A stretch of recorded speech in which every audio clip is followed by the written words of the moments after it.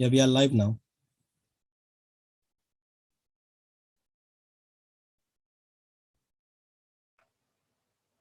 Cassandra, are you ready? Yeah, I'm gonna message you. Give me a second. Is there a problem? Okay. You know you're hosting, right? Yeah. Okay.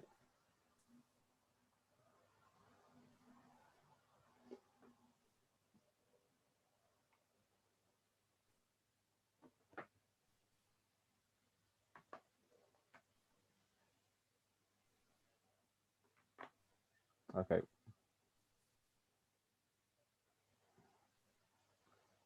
So Cassandra, Marcia will be speaking after you've done the introduction. I'll send you that now.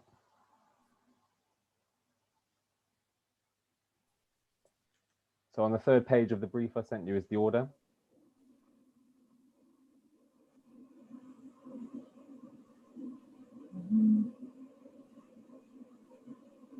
Great.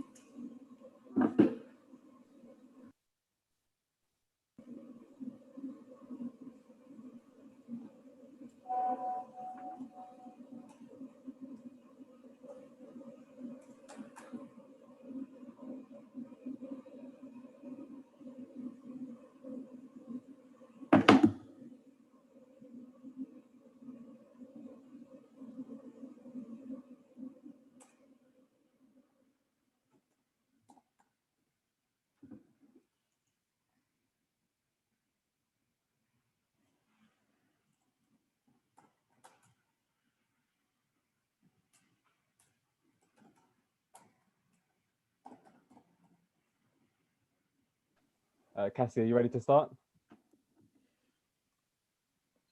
Doesn't it start at 11 for us? Or Yeah, it's 3 p.m. right now. should have started on the hour. Yeah, but that's what I'm saying. We can just have a video of like the theme right now on, but we're gonna start it on the hour at 11. We're gonna like start. We can have people start joining at 10:30, but I don't want everyone to feel like they need to be like now. The event was scheduled to start. Well, it should have started by now. Oh, okay. Sorry. Then that was my mistake. Then yeah. Okay, that's fine. And we have 8 participants inside.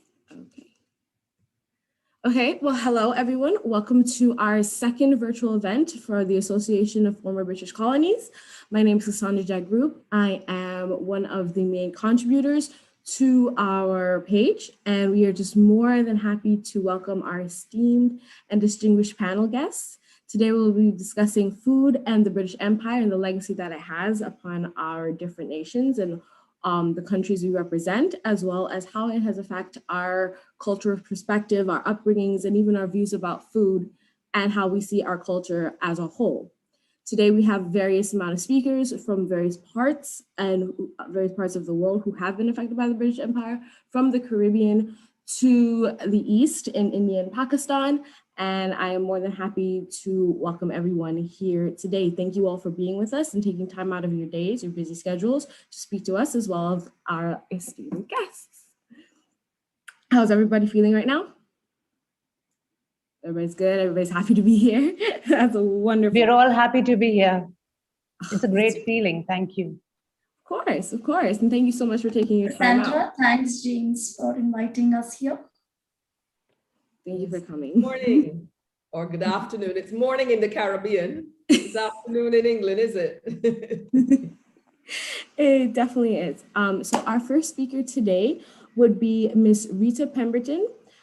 She will speak about the Caribbean cuisine, the agency of empire.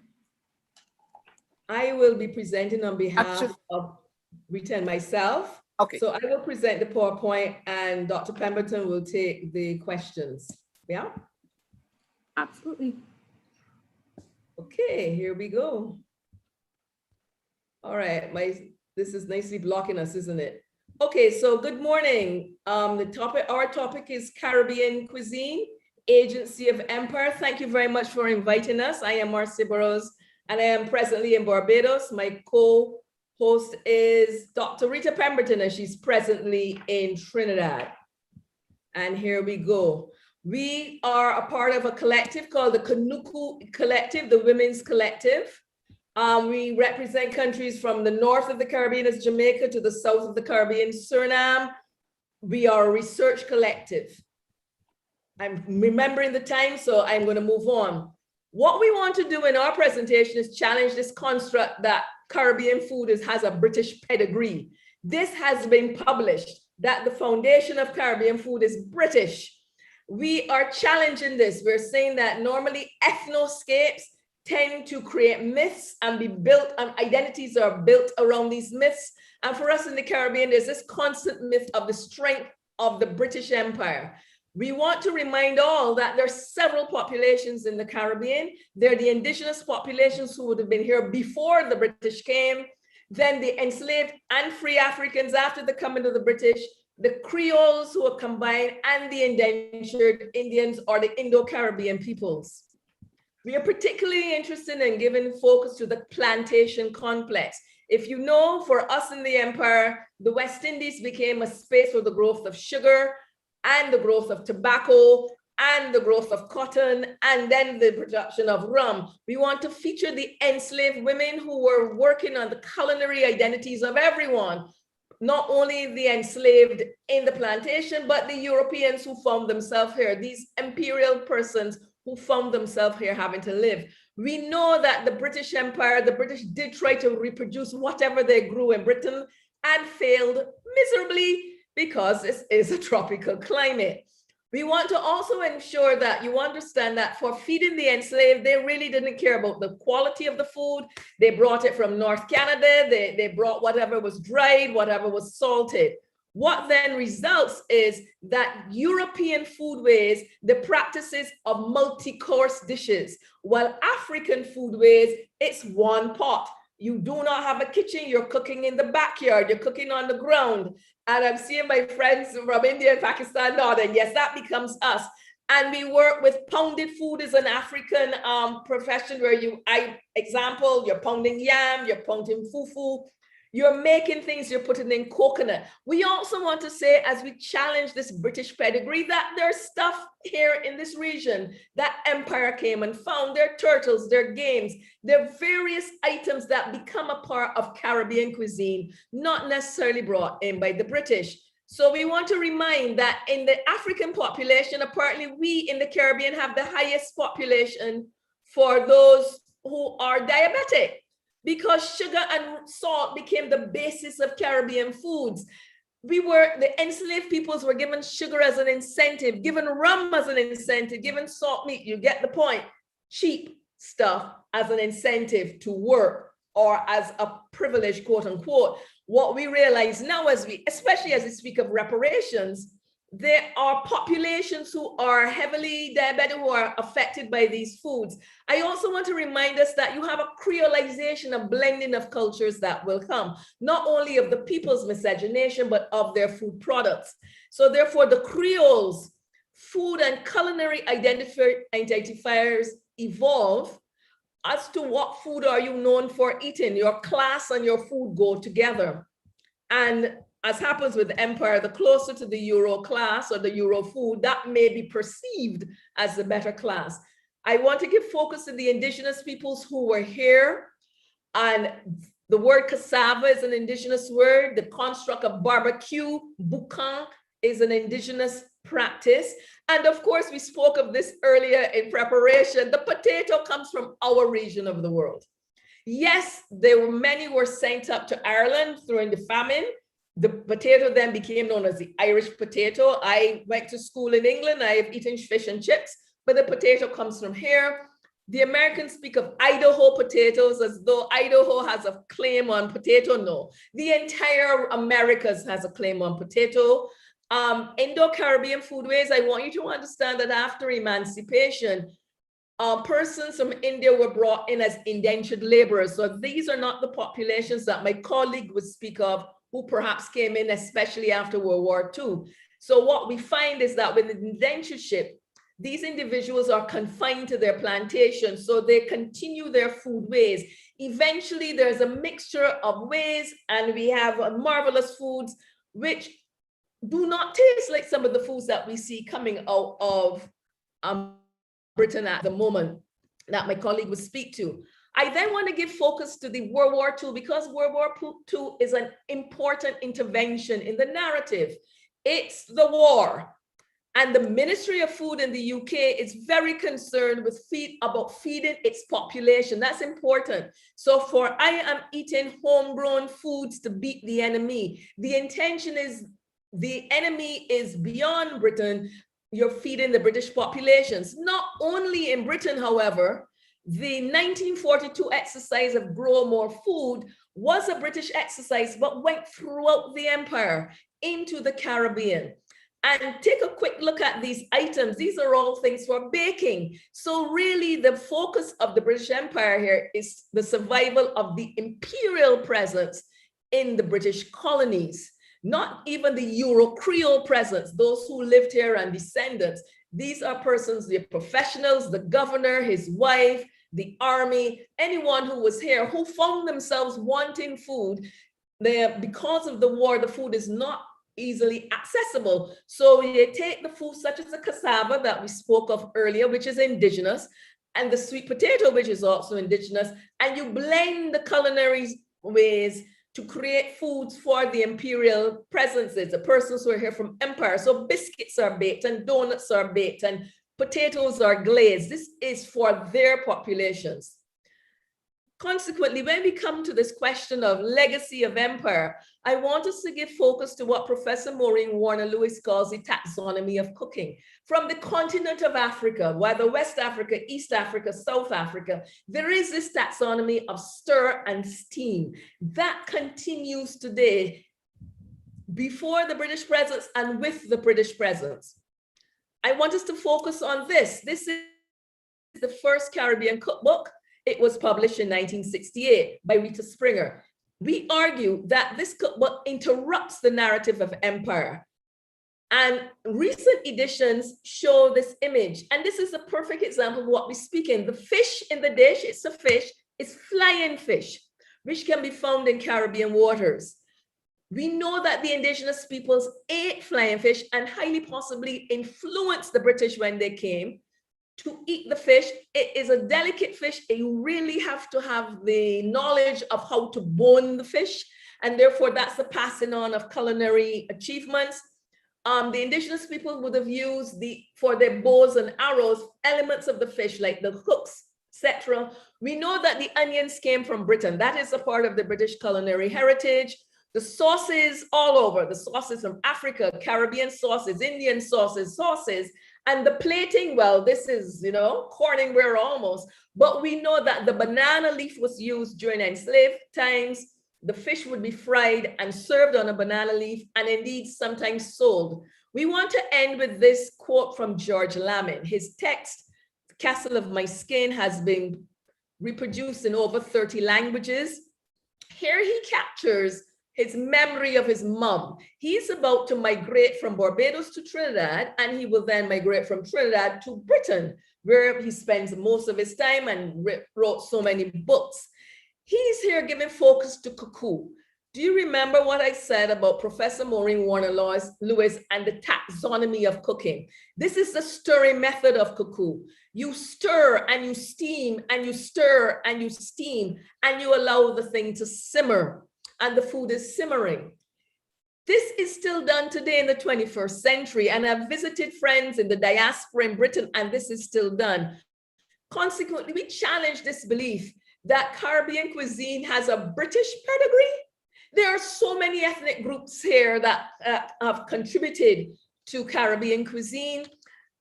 But we do not deny that there are elements of the British cooking there. But what we're saying is, please revisit this narrative of what's the pedigree of Caribbean cuisine, and let's rewrite and not be dedicated to an imperial norm. Thank you.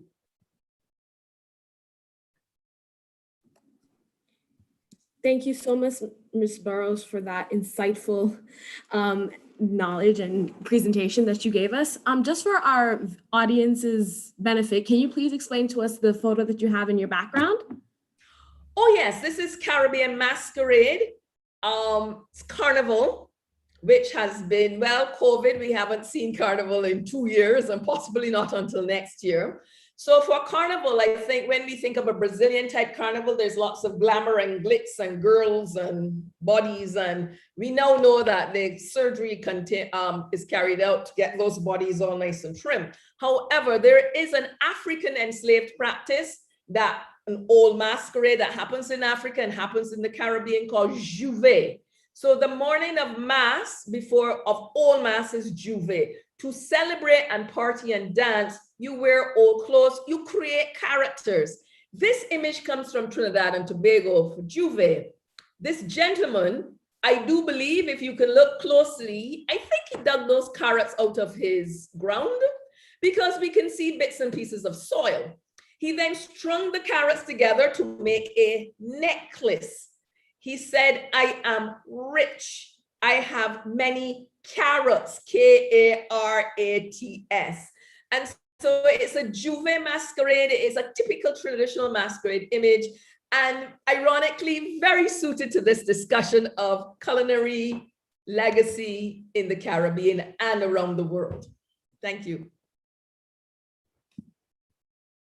Sorry about that, I was muted. Thank you so much for sharing, again, your insights as well as the photo to our audience. Dr. Pemberton, would you like to add anything to what Ms. Burrows had just said? You're muted, Doctor. Dr. Pemberton, you're muted. Yeah, my role is really to answer, to take up with the question at question time. Because we were told we had 10 minutes, we tailored the presentation to the 10 minutes, and then we go from there. Of course. So just for our audience's benefit, if you guys have any questions for our speakers, please feel free to comment them in the comment section below, and we will definitely make sure we get to them throughout the time here, and there will definitely be time for questions for ourselves as well as our speakers later on in the presentation. Moving on to our next speaker, we will have Ms. Shivali Karbunda, hopefully I said your name properly then, who will be speaking to us about the understanding the partition through cuisine. Thank you, Cassandra, who got it right, my surname. All right. My topic for today is understanding the partition of India through cuisine. Since I'm working on partition, so I'll try to trace the effects of partition on the present day lives of people, migrants and their subsequent generations in India, and how, partition of the Indian subcontinent has to be seen not as an event in history, but a still evolving process whose legacies can still be seen. Partition, the division of British India into the two separate states of India and Pakistan on August 15, 1947, was the cost that had to be paid for independence from nearly 2 centuries of British rule. The partition of the Indian subcontinent led to one of the greatest human migrations in history and impacted the lives of millions of people who were forcibly uprooted from their homes on both sides of the border. Partition's legacies continue to bear upon the lives of the subsequent generations of partition victims, who, as Priya Kumar argues, while not physically present in 1947, have had their subjectivities shaped by the memories of partition. My talk today is an attempt to examine the partition narrative through the lens of food and cuisine. I explore the culinary heritage of the undivided Punjab province of the Indian subcontinent that was a part of the British Empire. I show how the cuisine and culinary practices of Punjab, influenced by the colonial rulers, evolved and transformed as the British Raj set roots in the Indian subcontinent. I also examine the assimilation of Indian food into British culture that led to the birth of the Anglo-Indian cuisine. Finally, I show how for the Punjabi migrant community in India, uprooted from their ancestral homelands in Pakistan, food and preservation of culinary practices became an important means for upholding the memory of the homelands left behind. Historians have elaborated on the devastating effects colonization had on indigenous societies and cultures. While the study of the conquest has generally focused on social, political, economic changes, the matter of food is rarely discussed. Yet, food was a principal agency of colonization. As the British ruled, local dishes got influenced by colonial rulers. Lahori ande chole made with a twist of the addition of egg. Bharwa karele rolled out with a filling of minced meat bear witness to centuries of successful colonization. The same holds true for Shami kebab tuning up to the tastes of meat cutlet or Nargisi kofta synchronizing with the British Scottish egg.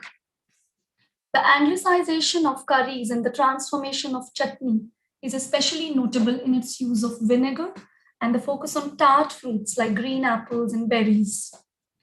The Scottish soldiers posted in India and the English wives of civil servants adapted Indian foods to suit British tastes. Reflecting on notions of food colonialism and culinary imperialism, historian Uma Narayan explains, eating Indian food was in a sense eating India, the imaginary India, whose allure was necessary to provoke an imperial interest in incorporating this jewel into the British crown. As the British Raj flourished, the English trained the Indian cooks, the Khansamas, to innovate new dishes, the Anglo-Indian cuisine, which combined the flavors of India with those of Pakistan, those of Britain. Anglo-Indian cuisine, with its quaint names like railway mutton curry, grandma's country captain, the dark bungalow curry, Calcutta cutlets, fish category, they're a distinct throwback to the legacies of the British Empire. More than 70 years on, the British have gone, but the exquisite private clubs in India remain the flag bearers of the Raj era. Club food refers to the Anglo-Indian culinary repertoire, served in country clubs throughout the country. Roast, stews, bakes, bacon, mince pies, puddings, mulligatawny soup, the so-called remains of the British colonization. These dishes were adapted to the metropolitan tables of the Indian army officers, who had been anglicized and preferred these items over Indian food. The oldest known cafe from this era is Leopold's Cafe in South Bombay, now Mumbai. The large-scale popularization of the Anglo-Indian food is entirely traceable to the conquest and process of British colonization of the Indian subcontinent, as is the cultural social significance attached to such consumption. Finally, I wish to bring to light the preservation of food and culinary practices by the Punjabi migrants who were uprooted from their homelands in the Saraiki region of West Punjab and Northwest Frontier Province in Pakistan, and were forced to rebuild their lives in various parts of India. Taking off from Rhonda Brulet and Michael Jobin's idea of edible identities, I examine ways in which the Punjabi migrants from the Saraiki region of undivided Punjab in Pakistan used food to create identity claims of cultural heritage. I also show how the specific cuisines and quote-unquote alien culinary practices of the migrants enabled their construction as strangers in the lands of their arrival, because these food practices were seen as inferior, uncivilized, and stigmatized by the local populations. The migrants brought with them clay ovens, the sanja chulas, which were an important feature of community life and could be found in several neighborhoods in the years following partition. The attachment to the homelands left behind was articulated chiefly through preservation of cuisines specific to the Saraiki homelands, like son halwa, rali mili sabzi, doli ki roti, mukund vadis, etc. The quote-unquote empire writes back through the recreation of these cuisines to uphold and preserve the memory of the homeland.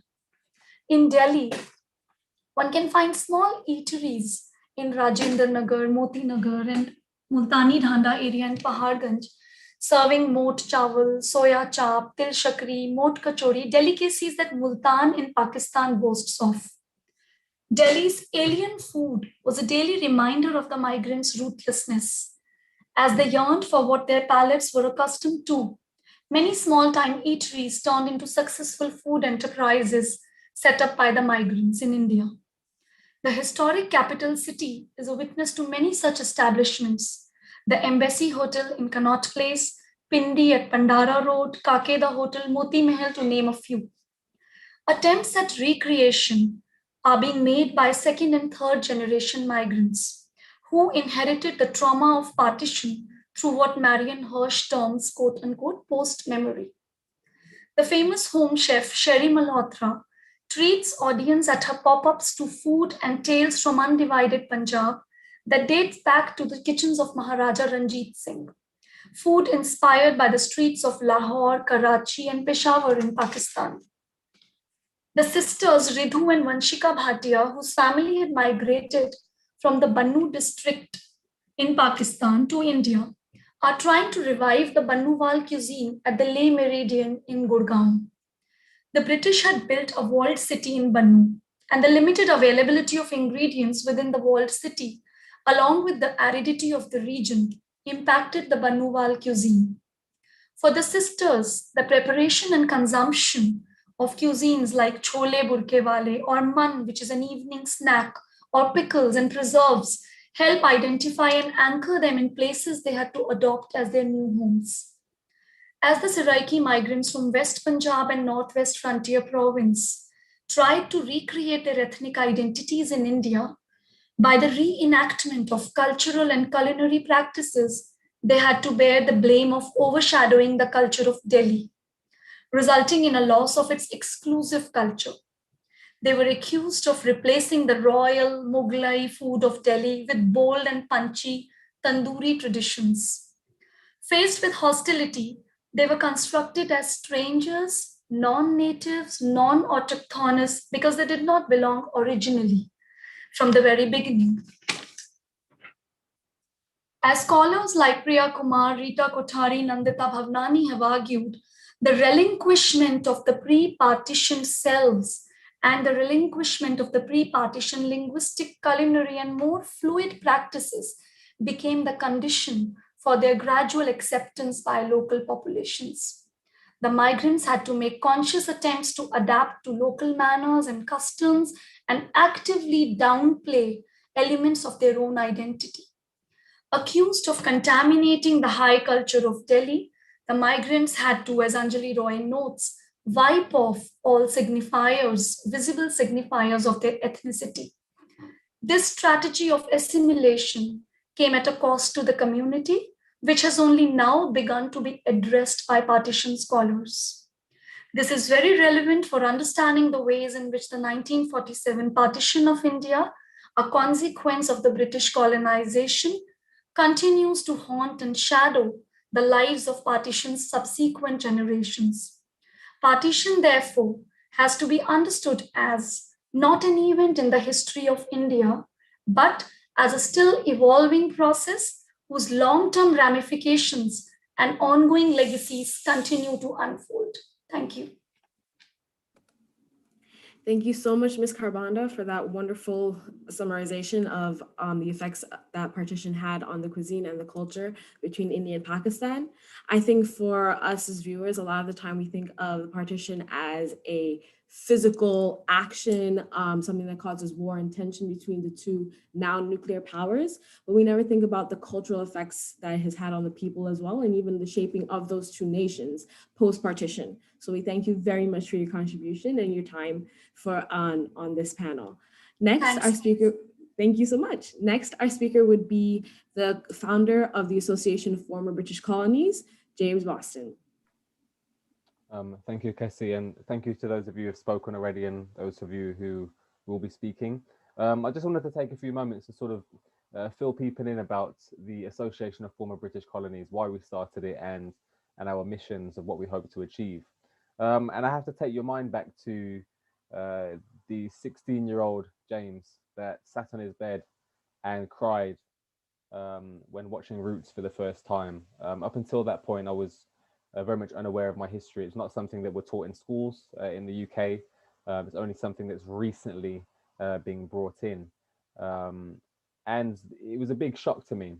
And the main thing I took away from Roots wasn't just that this had happened to my family and they were victims of the transatlantic slave trade. What really sent my mind spinning is, well, hang on a minute, this colonization thing, it's not just something that happened a long time ago and we should move on. What if it is still affecting us today? Now, as somebody of African heritage, as I sat on my bed as a 16-year-old, I didn't feel very African at all. I felt very disconnected from Africa. And I wanted to change that. And I sought to educate myself about the history of African Caribbean people in Jamaica, first of all, and other parts of the Caribbean. And that set me on a journey. And that journey is still continuing today. I'm 27 now, and I haven't stopped learning. And one thing that I have noticed whilst I have continued this learning process is I have understood the legacies of colonization around the world, not just on African Caribbean people, but the effect of the partition, as Shivali just so excellently articulated, the cultural similarities that are between India and Pakistanis, particularly in the Punjab region, and how the partition has unfortunately created a division between those two sets of people, or one set of people, should I say. The treatment of indigenous Australians, the effect of indentured servitude in Malaysia, for example, the effects of the west coast of Africa. So we see colonization all around the world. Now, for me, I was very much inspired to start the Association of Former British Colonies last year when we saw the murder of George Floyd. And for me, in my understanding of the history of colonial America, you cannot separate modern day racism from the foundations of what we now call the USA as 13 British colonies, and the racist system that was embedded during that time before the USA was even a country. And that practice was actually continued when the USA declared independence and became their own country. And we still see that today. And I felt so inspired by what happened that I thought, no, I'm going to start a social media project. And I want that social media project to serve as an educational platform to educate people about the legacies, the legacies of British colonization specifically. Somebody could also set up pages for French colonization, Spanish colonization, Portuguese colonization, etc. But being the descendant of a former British colony, I wanted to focus on the British Empire and its legacies. I also, as well as it being an educational platform, I also wanted a space for dialogue.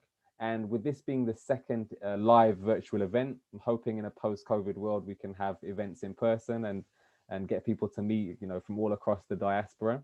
But with this being our second dialogue or event, I think it's extremely important because we've seen two presentations already. We've seen one person discussing the Caribbean. We've seen one person discussing South Asia, be India and Pakistan. And yet we're here on this Zoom call together with something in common, that we all descend from former British colonies. And that experience of colonization still today in 2021 affects us. Whether you want to say it's positive or negative, and we know, everybody will have their own opinions on that. I have my own opinion on it, but it is relevant. And I am of the opinion that independence alone was not enough to decolonize. There has to be, again, that education, those conversations to allow us to recognize the ways in which colonization has affected our communities and address them through strategic measures to decolonize our minds first and foremost, but then our cultures, our communities, our education systems, our healthcare, etc., etc., etc. And it starts with these conversations. And that's what I want the Association of Former British Colonies to be. I want it to be the catalyst in that change. And I want to support people like Shivali, like Marcia, like Rita, and our speakers today in doing that in any way that we can. And if that's providing you guys with a platform to be able to discuss this so that it gets seen by the right people, then that's our way to help. And I'm very honored to have Cassandra on board. She's hosting the event today. You're doing a great job. And it's just great to have people like you on board who have that similar way of thinking. They're on the same page as each other, and we can kind of work to make these sort of things happen. So that's that's a bit about myself. That's a bit about the Association of Former British Colonies. And I think I've done enough talking now, so I think we'll get ready for the next speaker. Thank you, James, for enlightening everyone a little bit about the work that we do. I think it's also important that, yeah, we talk about food. In our last virtual event, we talked about reparations, but just to refocus it as to why we do this work and why this work is so important. It's very easy to get lost in that whole idea. But thank you so much for reiterating that to our audience. Our next speaker for today will be Jasmine Anand, speaking to us about Postcolonial Balti.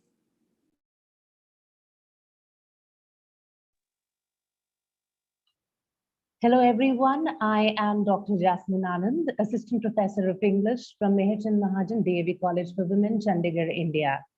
I will be speaking on Postcolonial Balti, reading Curry in UK's Cuisine. I'm personally a foodie, and I love to explore and read on food. My presentation is influenced by my master's class discussions on postcolonialism and cultural studies, and my pre-COVID visit to UK. And I would request James to help me out with the PPT, please.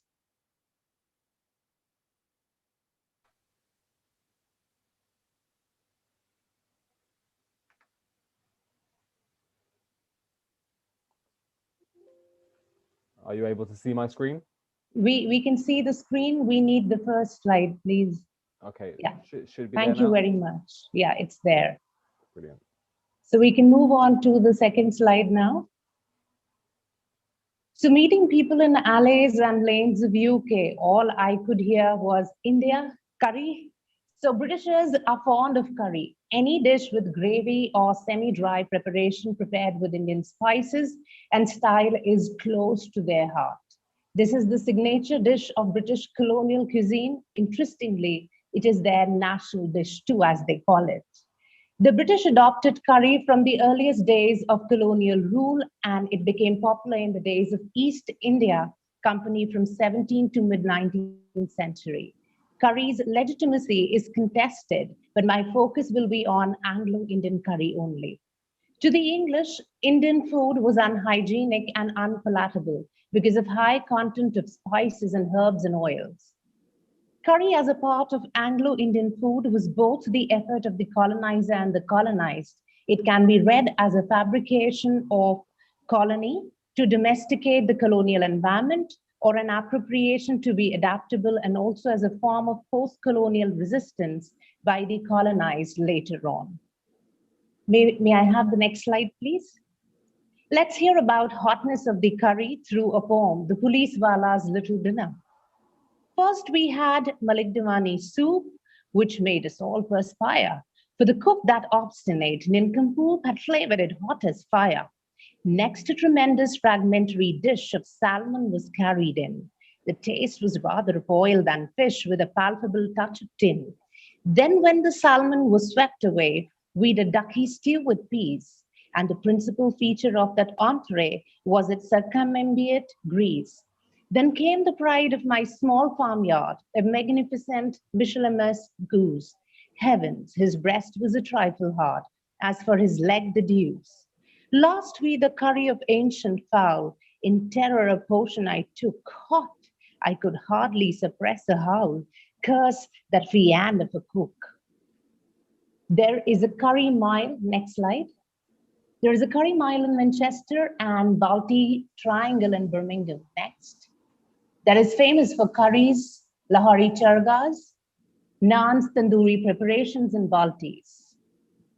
Next, Hobson Jobson, a historical dictionary of Anglo-Indian words and expressions, next please, defines curry as a savory dish made up of meat, fish, fruit, or vegetables cooked with a quantity of bruised spices and turmeric, savored and served to add flavor to two bland staple foods of the East, that is bread and rice.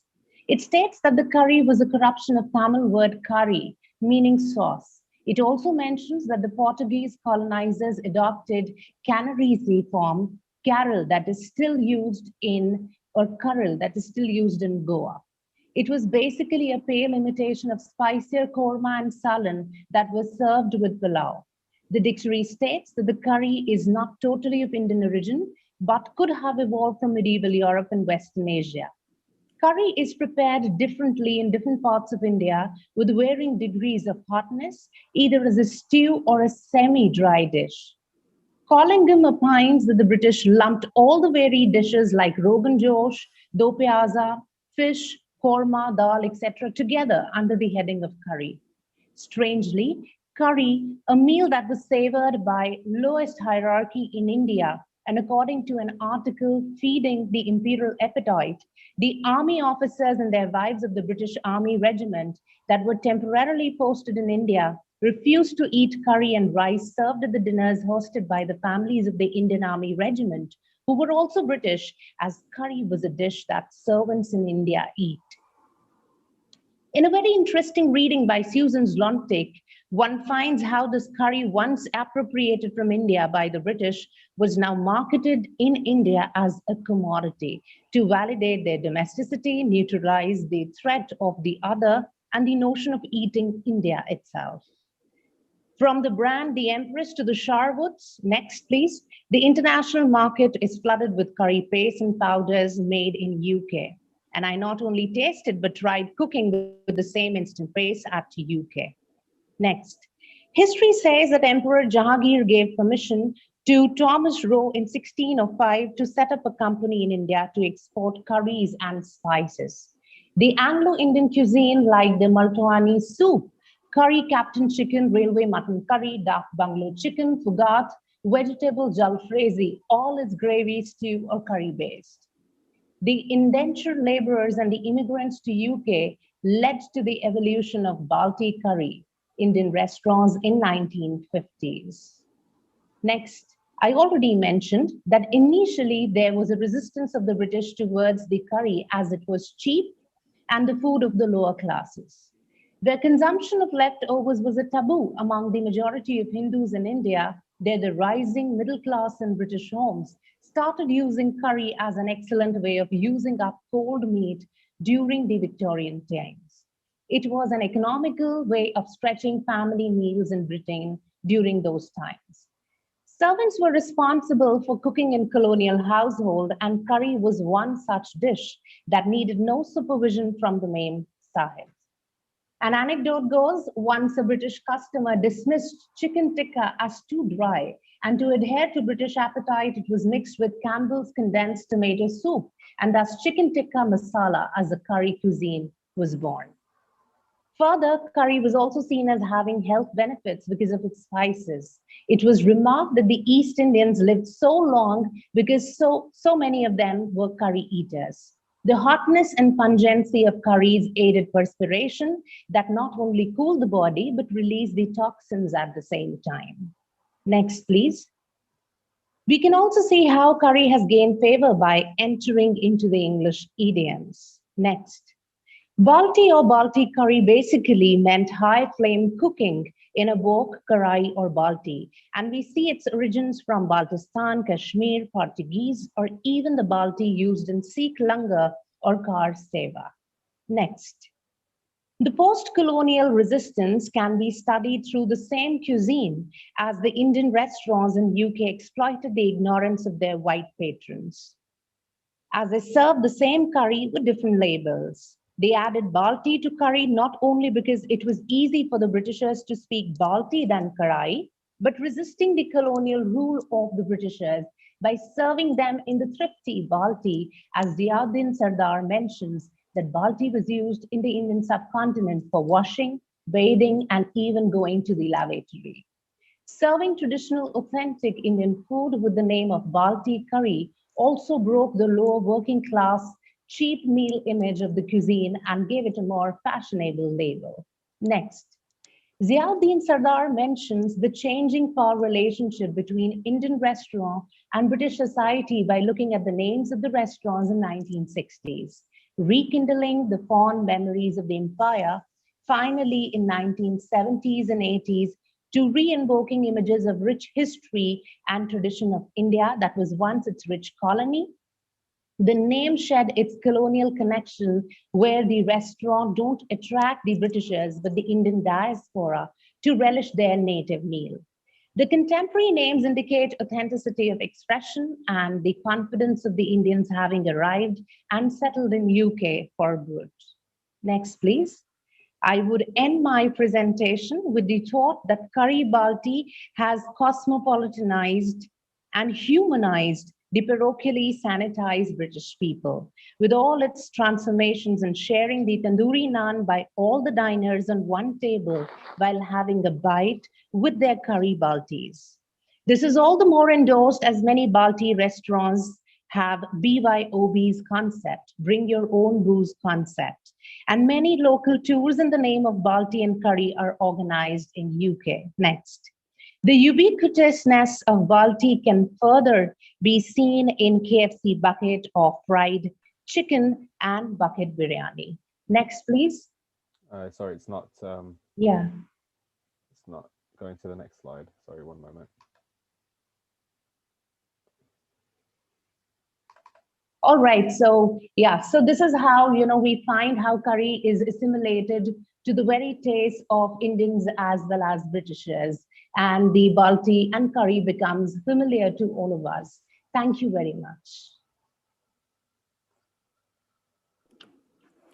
Thank you so much, Dr. Anand, for that wonderful presentation about Balti. Thank you, Cassandra. Of course, and bringing civilizations to India and how it was brought over to Britain. I know personally when I lived in England, I loved visiting Dishoom, that was in London. And when I was visiting my friends in Manchester, we also went to Curry Mile and it was amazing. But yes, absolutely, it was fascinating to me as well. So thank you so much for that lovely presentation, bringing it back home to present day. Lastly, we will have our presentation by Ms. Noor Miza, who will talk about British colonialization and with the aspect of tea, something that all of us here I know have definitely partaken and understand that it's a very daily part of our lives. So Ms. Mirza, whenever you are ready. For sure. Thank you, Cassandra. I was wondering if I can share my screen, but it says host disabled participant screen sharing. Give us 1 second. Sure.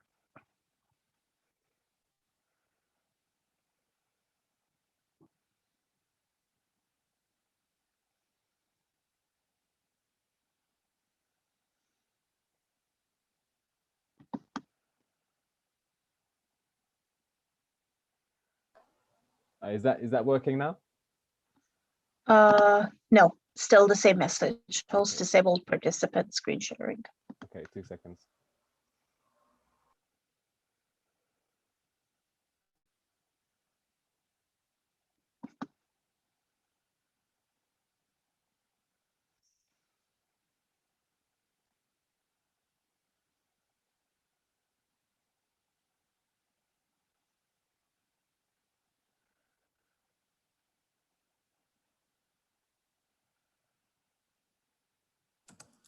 While we figure out those technical difficulties, we do have a few questions from our audience at this time.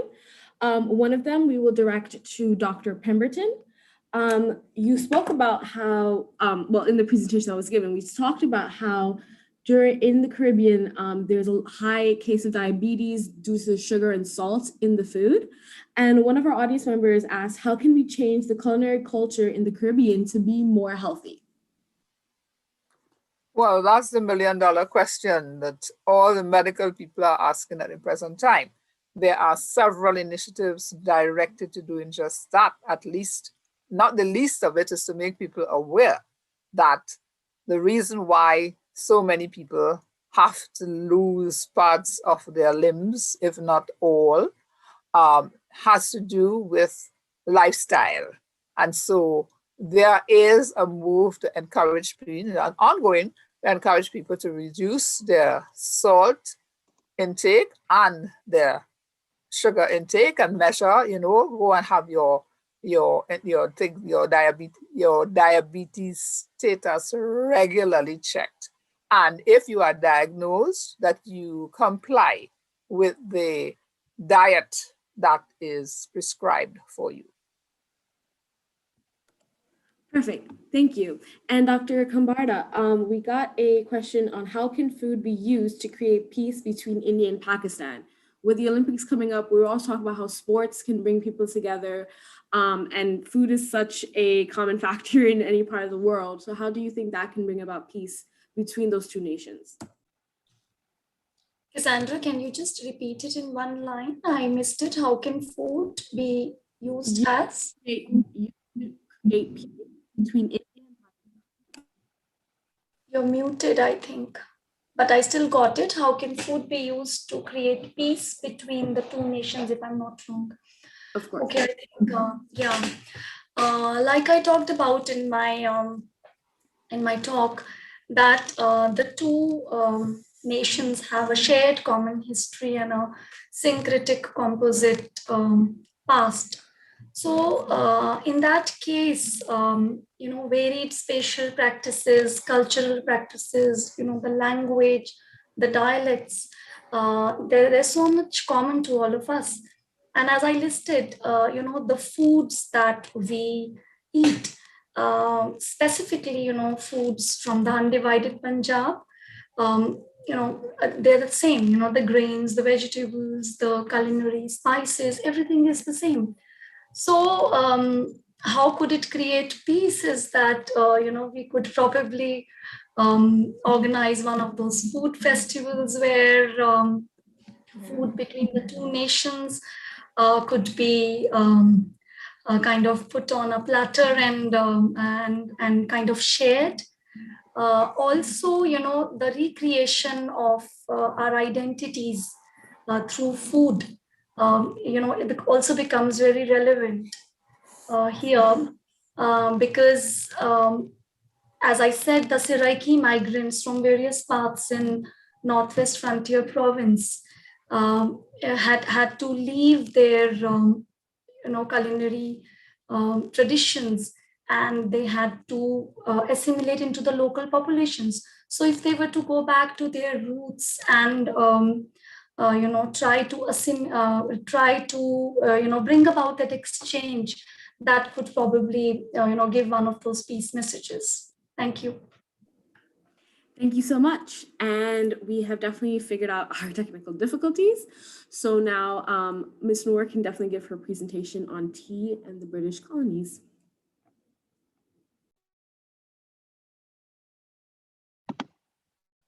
Hi, can you hear me and can you see my screen? Yes. Perfect.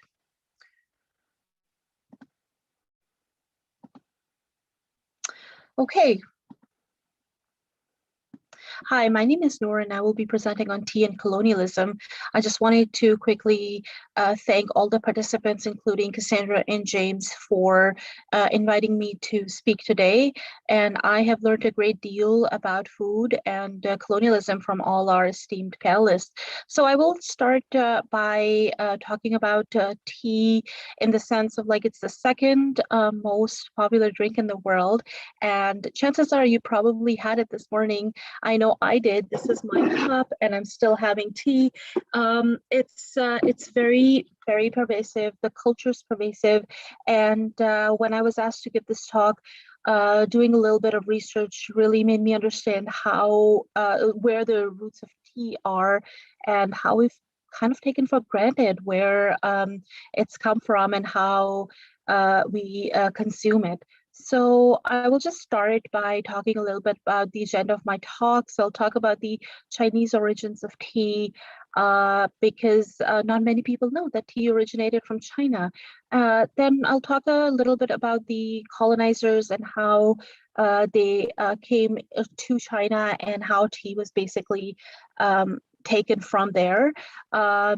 And then opium trade and war, which is a very integral part of colonial legacy in China, then Indian plantations, and sorry, I don't know why it says topic 5, but yeah, and then modern day, of course, ramifications, legacies, etc. So there are many origin stories for tea, and I think a lot of them are legends because they are so heavily inculcated in Chinese history, ancient history. So there's one of Sean Teng, who was thought to be a doctor who was looking for a cure, and he poisoned himself, and from there he found a tea leaf, and that basically helped with the poisoning.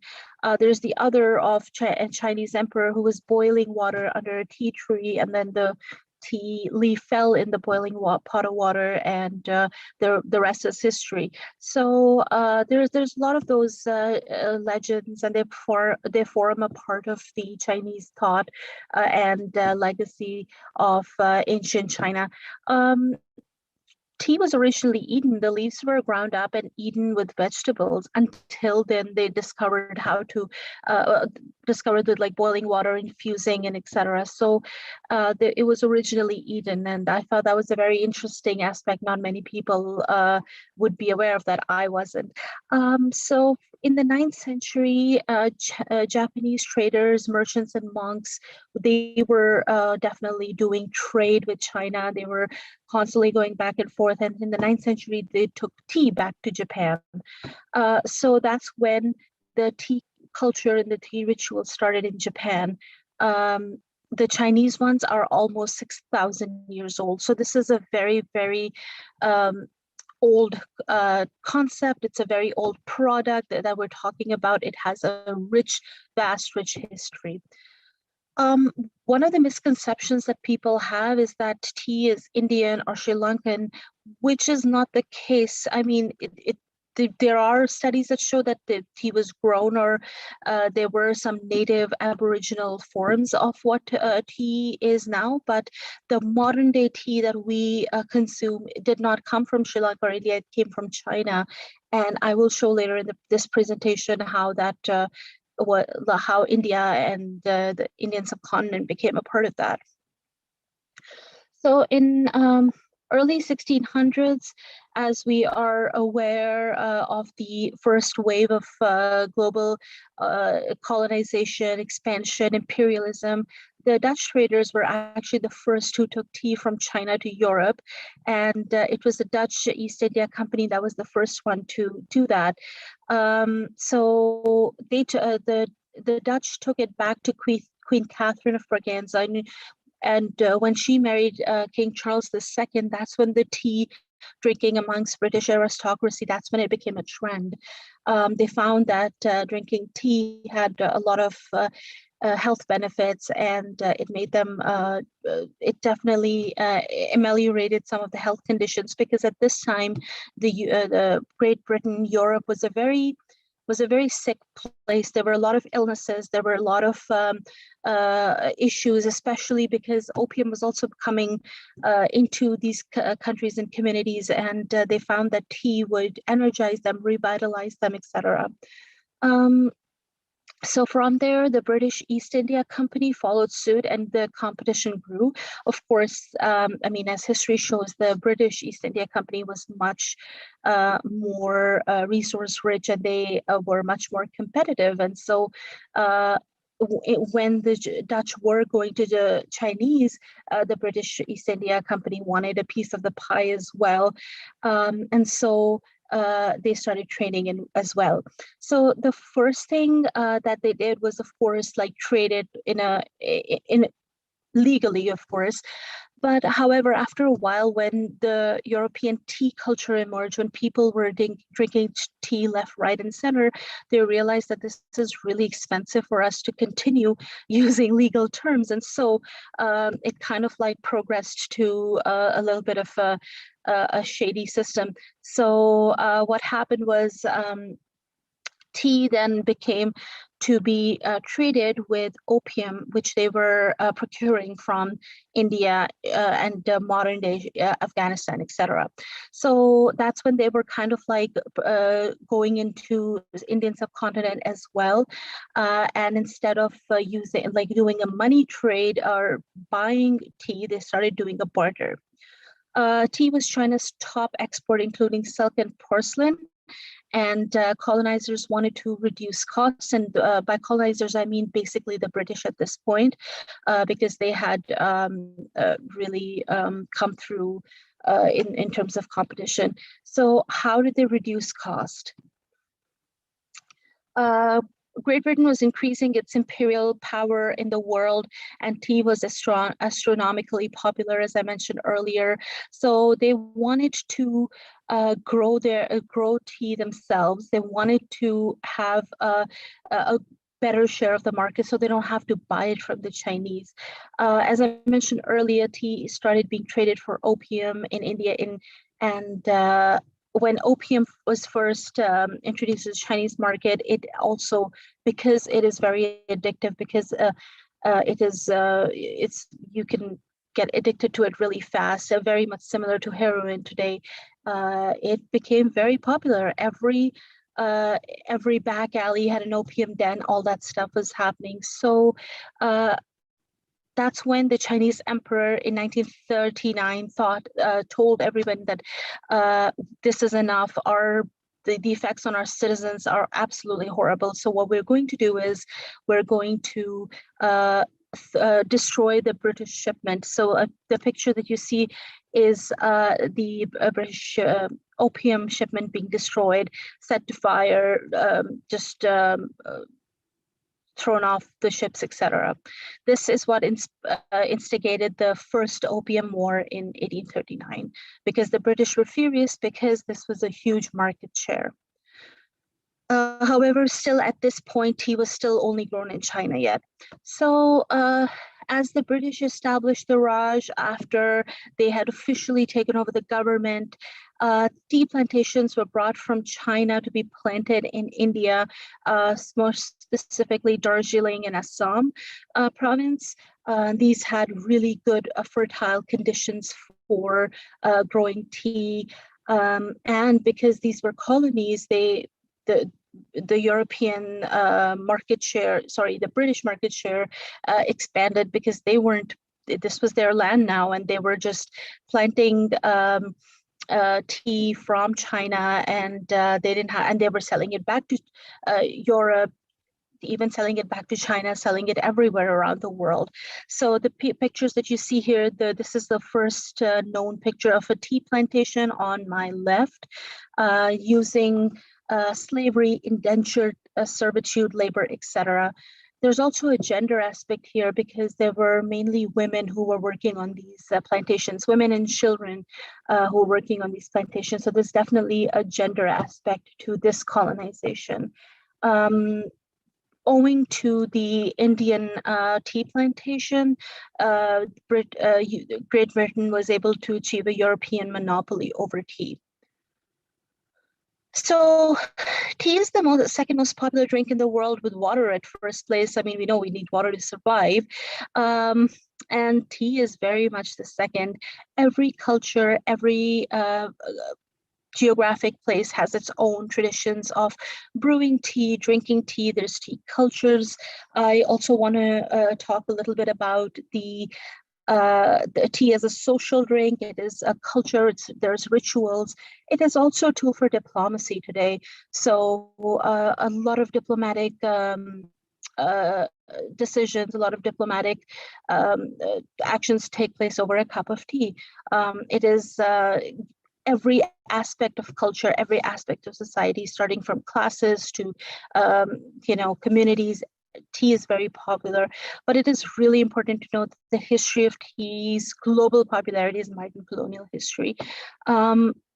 The other thing I wanted to talk about was how when the other presenters talk about India and Pakistan and other disputed areas in the world, tea has the capacity to be one of those binders, one of those things that people can agree on. It is very, very popular in that sense. So the next time you reach out for a cup of tea, I hope that you will remember that the origins of tea, the colonial ramifications, and the colonial history. Thank you.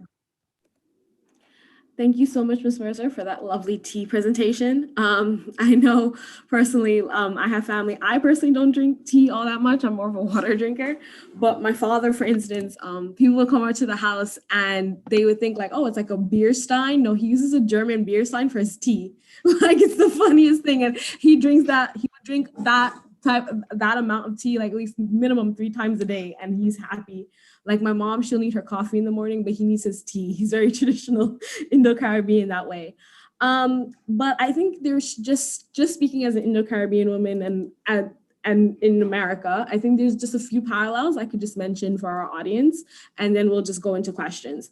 So as far as being Indo-Caribbean, there is a lot that you can see between the Indo-Caribbean food that you would have in the colonies, as well as those that are parallel within India itself. So for instance, we have something called roti, and then in India it's transverse into naan. And then you would have the different spices in the curry, like you can taste the difference between the others, but you can clearly see the influences that come from there. What's always funny for me, so my mom, she's a fabulous cook, but one of my favorite things for her to cook is cook up rice. You can translate it to dirty rice. But people always say like they didn't know that a Kuli woman, basically an Indian woman, Indo-Caribbean woman can cook up rice like that, because that is mainly an Afro-Caribbean dish. And typically Kuli women, we would just cook curry. But my mom, she's fabulous at cooking anything, especially her cook up rice. Like she's known for that.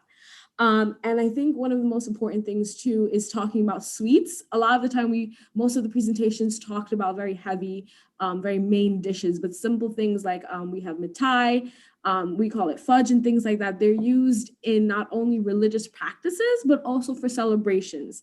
And how those have translated within the cultures is always something to recognize. And people always look over the fact that, okay, like it's just something sweet to eat. But when you look at the meanings behind this, they offer blessings. They have significance as to why these sweets are used for this particular ritual. And I think that food has not just a profound aspect on us as far as British colonialism, but it has been adopted so much in our culture that it even has religious meanings as well. And so we have with that in mind, we have a few questions from our audience. One of which being, and this can be for really anyone who wants to take the question, but and you guys can just speak up when that happens, but how did Britain specifically make profit from culinary culture from their colonies? And how was that translated, and even to now their modern day economy? Like, what do you all think as speakers?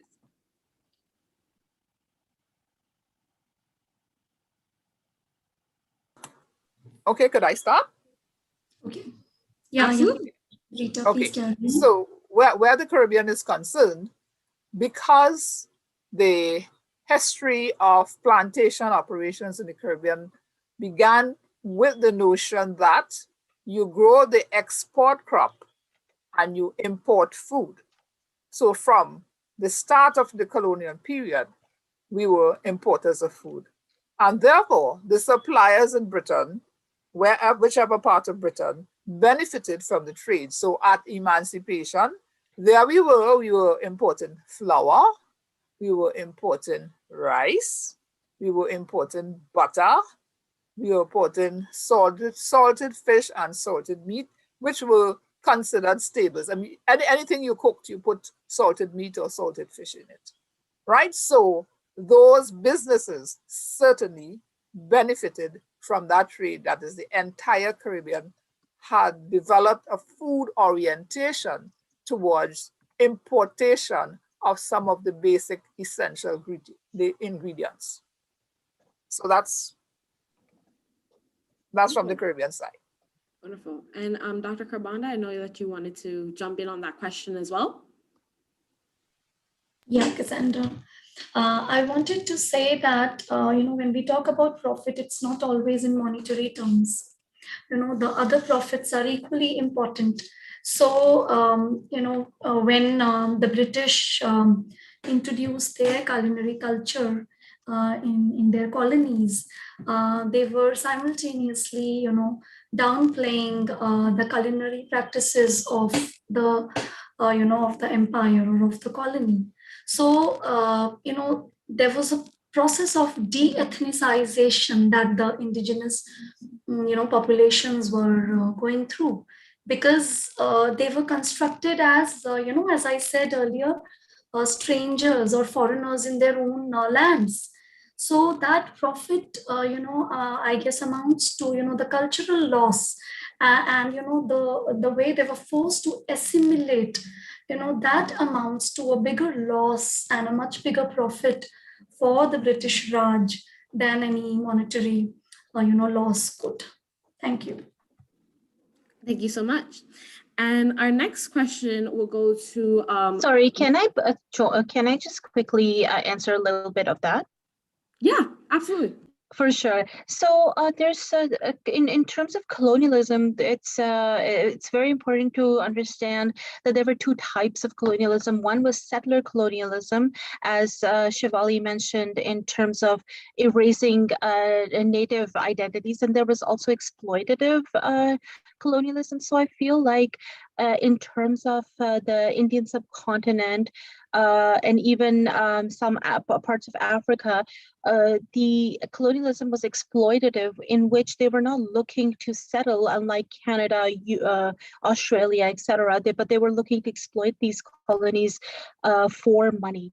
So when, as I mentioned in my presentation, the tea is a very prime example of exploitative colonialism, where a crop from one part of the world was taken to another part of the world, planted, grown, and then exported for money. And the same is true for rice, cotton, vegetables, anything basically that they could use as extra land. So because Britain had a land problem, they didn't have enough land. They were short on places where to grow, which is one thing that actually spurred the imperial expansion in the first place. So just going back to the idea of exploitative colonialism, the British, despite the Raj, despite setting up governments and etc., they were not looking to settle there indeterminately, but they were looking to exploit the land, grow crops, and sell it, even sometimes back to the places that they were growing it. So in terms of feeding the Indian population, the Indians still had to buy the crops that they were growing themselves on their very own land. So it was a whole circle of exploitation for market share and monopoly. Thank you. Thank you so much, Noor. And actually, the next question is for you. One of our guests asked, what were other herbs used as for tea or in tea before British colonization in India? Oh, thank you for that question. That varied from culture to culture. Before the British got their hands on it, I mean, in the Chinese version, there were a lot of herbs that were used as spices, herbs. Cinnamon was one popular one, which is again what led the British search for cinnamon. There were a lot of other Chinese herbs, the more traditional or organic and indigenous ones. I'm not going to butcher the names, but they were. It was very indigenous to China. Then, of course, as it spread, I mean, if you go down to India, where there's where the tea culture emerged after the Brits had gotten a hold of tea. Now we have like cardamom, and we have mace, and what basically constitutes the masala chai. In other parts, there are all other sorts of little bits of indigenous herbs and spices that are used. But that's a really good question. Thank you.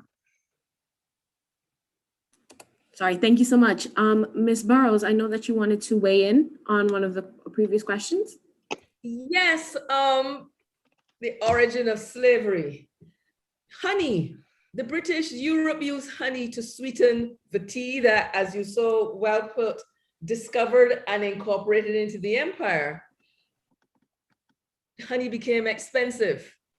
So the British and many European powers invested in the creation of sugar plantations for use within Europe. Sugar replaced honey, sugar and tea became one. So I know that in your research, I hope you'll be following through that unfortunate union, because it's unfortunate. So for example, Wedgwood, we all know of Wedgwood crockery and Wedgwood plates.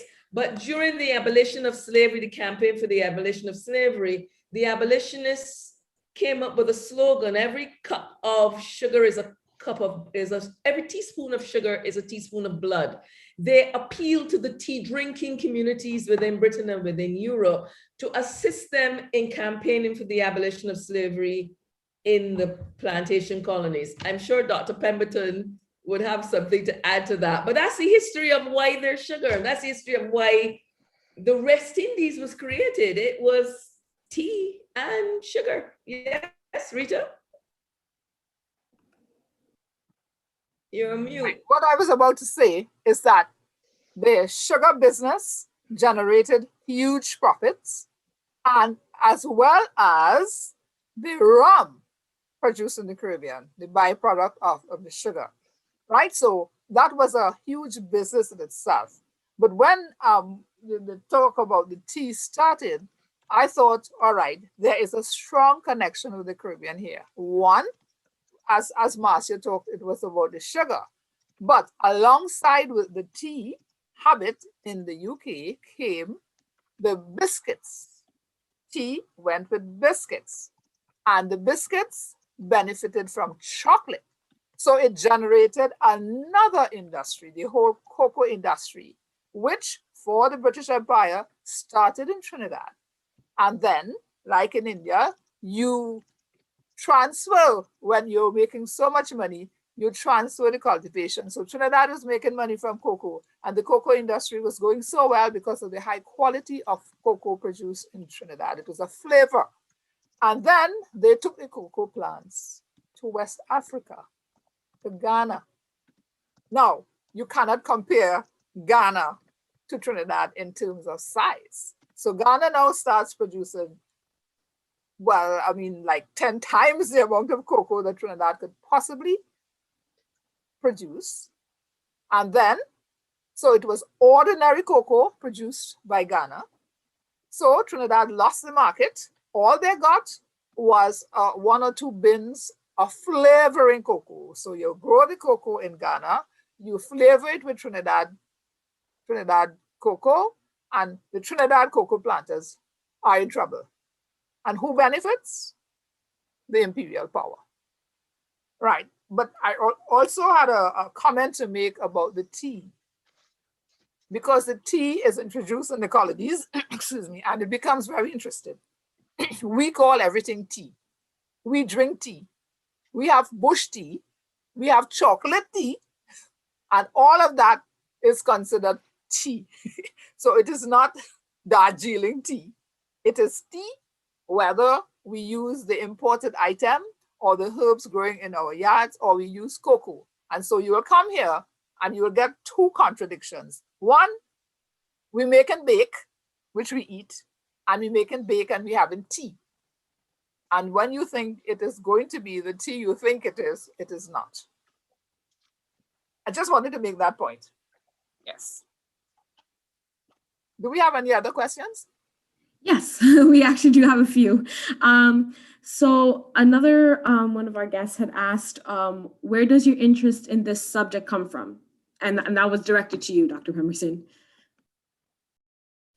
The interest came from the fact that when you look at Caribbean history, how it evolved, it started with being very political, very colonial oriented, focused on administrators, and it came down now to people. So when you look at people, food is essential. The whole of the labor issues that face the Caribbean are food related. So Marcia and I had a discussion. My own research took me into food because I did a history of agriculture for my thesis. Marcia and I had a discussion, and then we said, but nobody's talking about this tea. These cookbooks have come around the place, and the first cookbooks were produced by the wives of some of the officials, right? They produce cookbooks, and they have all these kind of stuff, baked stuff and glazed stuff and things with egg crust. And you know, in our real life, an egg is part of a meal. So we're not making any crust with any egg. We are either boiling it or frying it or something as part of the breakfast meal for the family. And so we got to a discussion of this and came to realize the very significant role that food related issue, the notion of what is fine cuisine as opposed to what we eat every day. So it is related to colonization, is related to the class system, it is related to the stresses under which the society underwent, and it is related to the orientation of our trading patterns, because even with tourism, there was a notion at one time that you had to import what the tourists wanted. Until that changed and realized, oh, well, tourists come here, they really have to eat what we have here. So the whole evolution of our society has circled around food, even though there is a perception from a number of texts that our society circles around politics. Well, the politics did affect the food, but how we survived, you know, the creativity of the people, what they did with the foods, and this sort of development of an artistry around food at the local level, that we come up with our own stuff. We have done this with our food. And that is what is happening right now, most strongly displayed as a result of the restrictions of COVID. People have come up with all sorts of creativity in foods. But that is how we came to focus on this topic. So when we saw this, the advertisement out for this, we thought, but hey, but this is right in our laps. And so we are very happy to have been here and to benefit from the contributions of the other people who are working on the subject. We are very, very happy and lucky to have you guys on the panel as well. And Jasmine, I know that you have renewable questions, but just there is one for you as well. A lot of you is trying to understand the difference between Balti versus curry. And this is, again, like outside of like the Balti like triangle in the UK, it's like people would typically, as far as America, like people hear about curry, right? So like for you, like what is that difference, and like why specifically did you choose to focus on Balti specifically versus curry as like a whole for your presentation? All right, as I already told you that this presentation got influenced by one of my master's classes, you know, when I was a student in my MA at Punjab University. So with one of my professors, you know, under whom I was studying post-colonialism and cultural studies, Professor Shelly Walia, you know, he initiated the conversation on Balti cuisine in UK. So that was one thing that spearheaded my presentation, and another was my own visit to UK in 2019. And as far as, you know, when you try to differentiate between curry and Balti, Balti is just a wok. It's basically a karai. It's you know, a cast iron utensil, a vessel in which the food is prepared. And curry is anything, you know, that is gravy, that is a semi-dried preparation or a stew. So basically, Balti consists of curry. That is what I wanted to say, and that's why I fused curry and Balti together.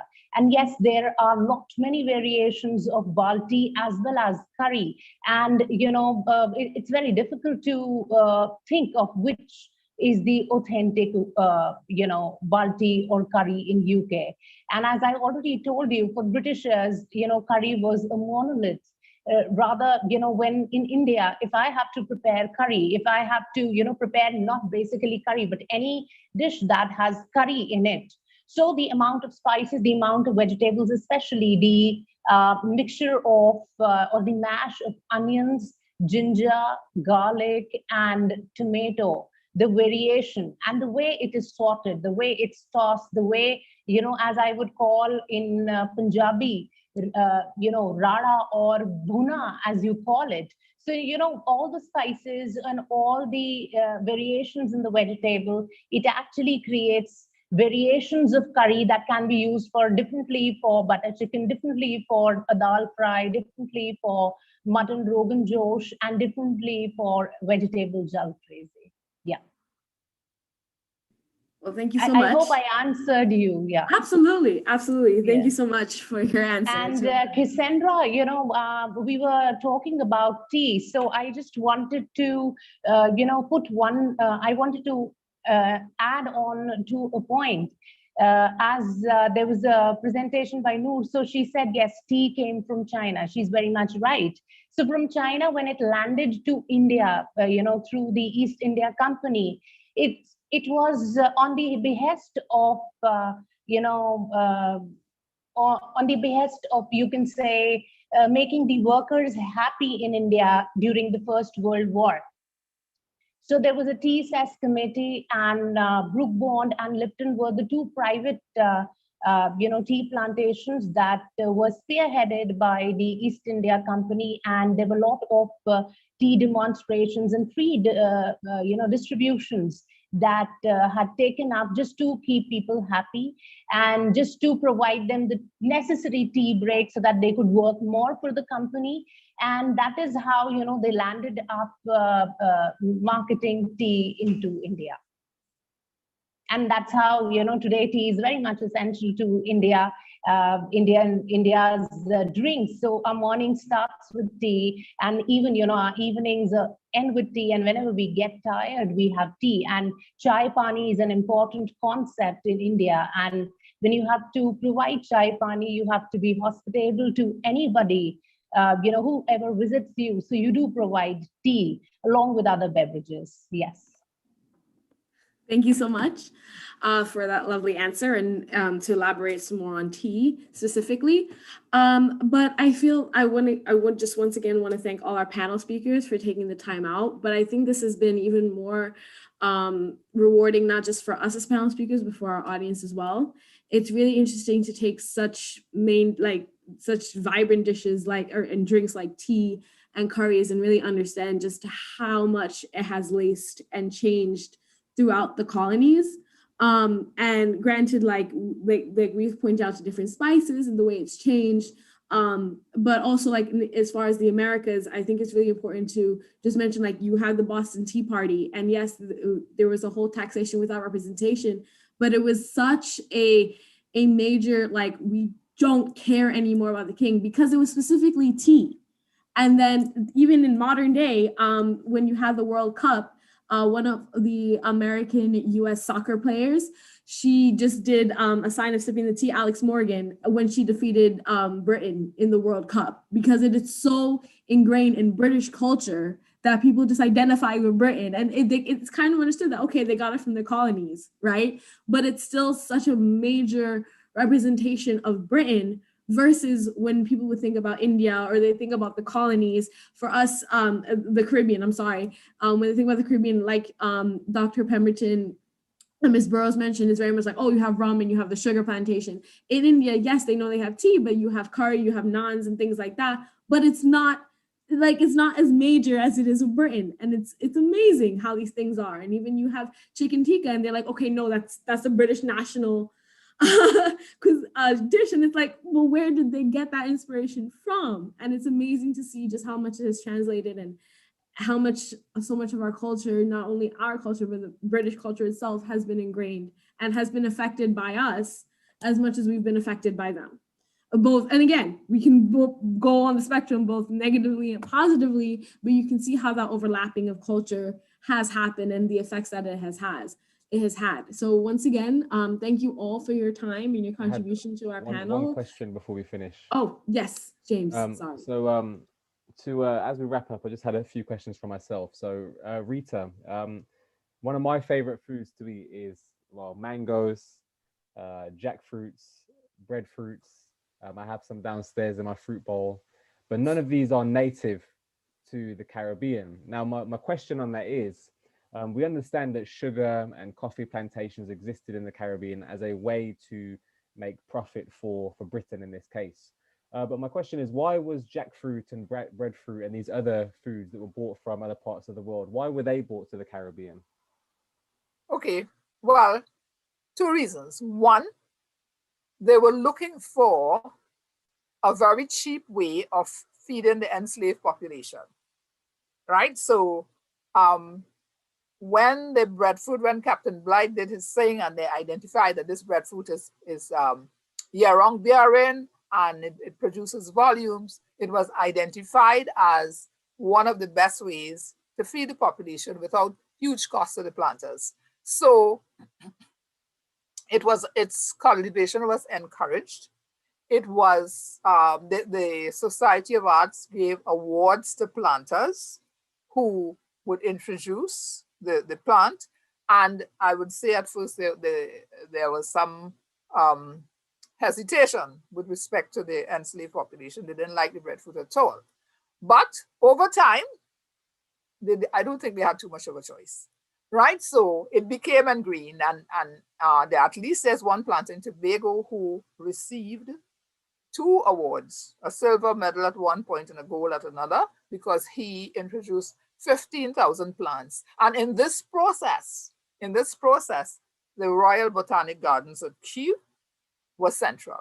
It was its business. So the other side of the answer is that when we look at the colonial activity, it was not only focused on the established profit-bearing items. So sugar, yes, there was still a hunt for other items which could generate profits as well. And so again, we go back to Kew Gardens, and the plant hunters, as they were called, they went out all over the globe looking for exotics that could be profitable. And everywhere that was colonized was scrutinized into every nook and corner to see if there was anything that could be utilized on the market. And so as a result of those, they picked up items from various parts of the world and brought them into the Americas. So that would explain your jackfruit, which never took off in any serious way. But there definitely are some people who like jackfruit. And so there are trees around in many of the Caribbean territories, certainly a lot in Brazil, but many in the Caribbean territories which have the ideal conditions, because it needs some forestry kind of conditions to survive. And so you find varieties of mango. And then what is interesting about the mango story is that mangoes were brought by all the colonizers, but those territories which were colonized by France tended to bring in a particular varieties that you do not see commonly in the other territories which were colonized mainly by the British. And those territories which had British and French, like Tobago or St. Lucia and Grenada, you'll find different varieties of mangoes there, right? So there was the transplanting of European cultures. There was a continual search for other profitable plant enterprise. And the plant hunters, directed by Kew Gardens, did just that. Thank you, Dr. Pemberton, for answering that question. And before we do say our goodbyes, I would just like to go through our panelists and just ask you guys to give like a 60-second warm-up summary of what you guys discussed, or even like things you want to have our audience know. And we'll start with Ms. Burrows, if you have the floor. Thank you, everyone. I've been jotting notes. You see, I teach at university, and so students encourage, and they do this, jot notes in the chat. We've been discussing the story of empire through culinary lenses. You say you are of Indo-Caribbean heritage. Can you identify, please, self-identify what Caribbean territory? Yes, so my parents are Guyanese, my whole family's Guyanese, but I was born in America and I'm first generation Guyanese. Your diaspora. Yes, yes. I was very glad I gave focus to Indo-Caribbean in the presentation. I appreciated it too. Just I was like, yes, we're out here. And I said, no, we have to. There's so much we want to talk about. I hope you're feeling or seeing the thread of narratives that we are weaving here. Even though I have no idea of partition from a culinary perspective, I have learned a lot from you. I have no idea of, well, I've eaten Balti, and I'm fully aware from my friends in England how they particularly view this, you know, you're going out for a curry, we're going out for an English. I mean, goodness gracious me used to talk to that. We're going out for our English, everyone fell asleep very bored, but everyone would go out for a curry. So it's the 21st century, and it means that these narratives are still alive and need to be attacked and need to be addressed, especially for younger generations. And the story of tea is one that transpires all over the globe. I like the part of Boston Tea Party, and I do know the the particular signifying gesture she made. I'm suggesting that this is something we can continue to look at.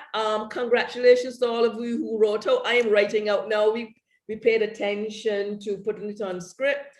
It's not a happy narrative, but it's the 21st century, so we can look at what has happened and how that has shaped our identities, culinary identities as lived identities. And just for the TT part, you would know from the Caribbean, there's TT, bush tea, cocoa tea. Tea became a signifier for anything that was hot in the Caribbean, yeah?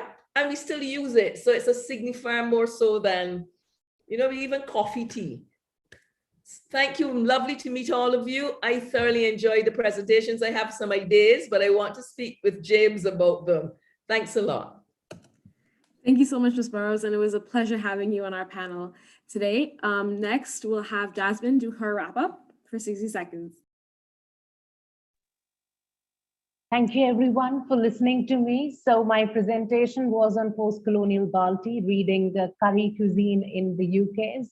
So I started with the colonial appropriation, the adaptation by the Britishers, then the fusion of the curry, and then I finally move on to the domestication of the curry. And final take was, rather than just studying it as a form of appropriation or maybe colonial resistance through using the Balti, because Balti in India is used for washing, for lavatory, and it's a kind of a derogatory term or a kind of oxymoron if Balti is used with curry. But still, when it's all laid out on a platter in any of the Indian restaurants, and when all the Britishers and all the diasporas, they shared the cuisine with a family naan. So it sets up, a cosmopolitan environment of more of tolerance and acceptance for each other. So the Britishers have done away with their solo eating, and now they join, their peers, their friends, their family, and it's more kind of a communal aspect, a kind of a humanized aspect, while they have Balti with naan, in UK or elsewhere. So this was my final take on Balti and curry. Thank you. Thank you so much, Jasmine. And now we'll hear from Dr. Pemberton, your last thoughts on today's panel.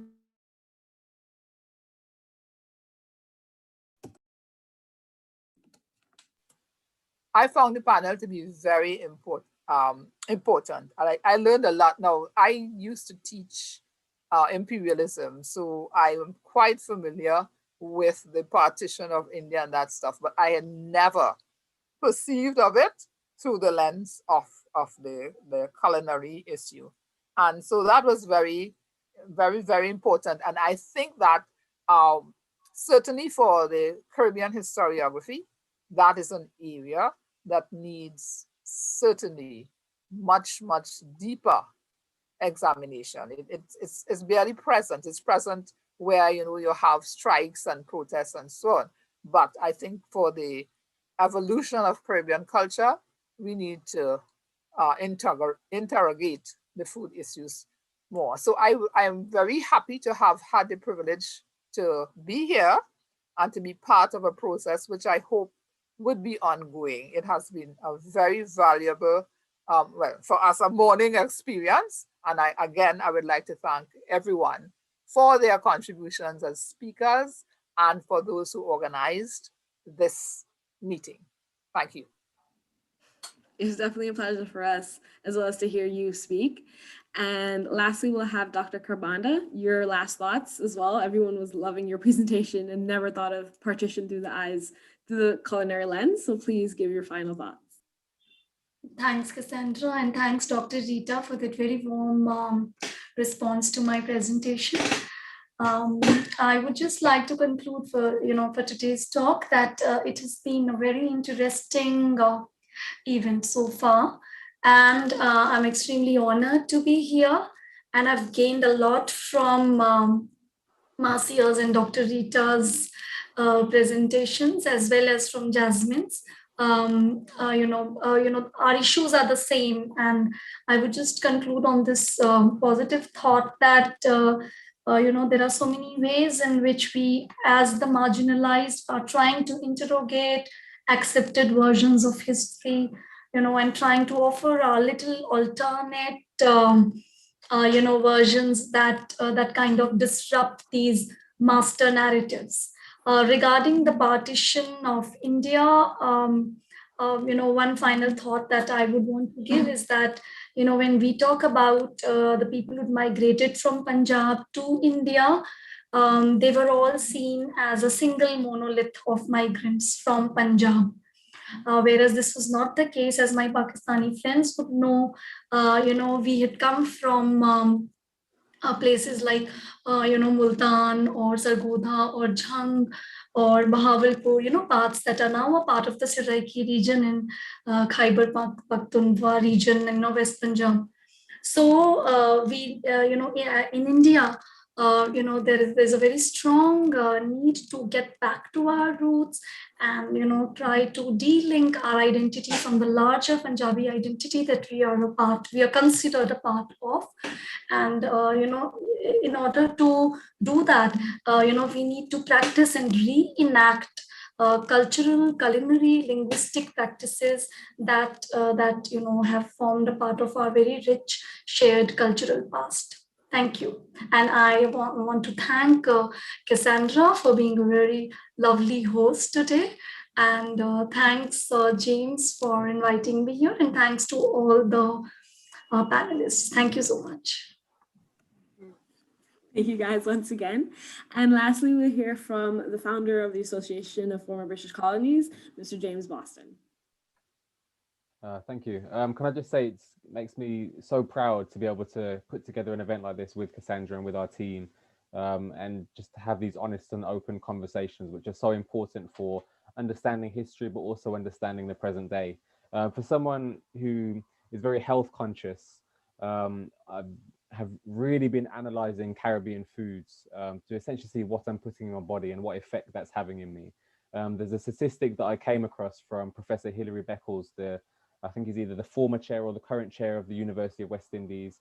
Current. And he said, he said that around 60% of the over 60s in the Caribbean suffer from diabetes. And that's something I see within some of my own family members as well. And it really makes me think about my own health and what I'm putting in my body. And there unfortunately is still that legacy of slavery that can be seen within the culture of Caribbean foods today. And is all of that healthy? Is all of that of benefit to us, given that history? The answer's, from what we've discussed today, the answer is no.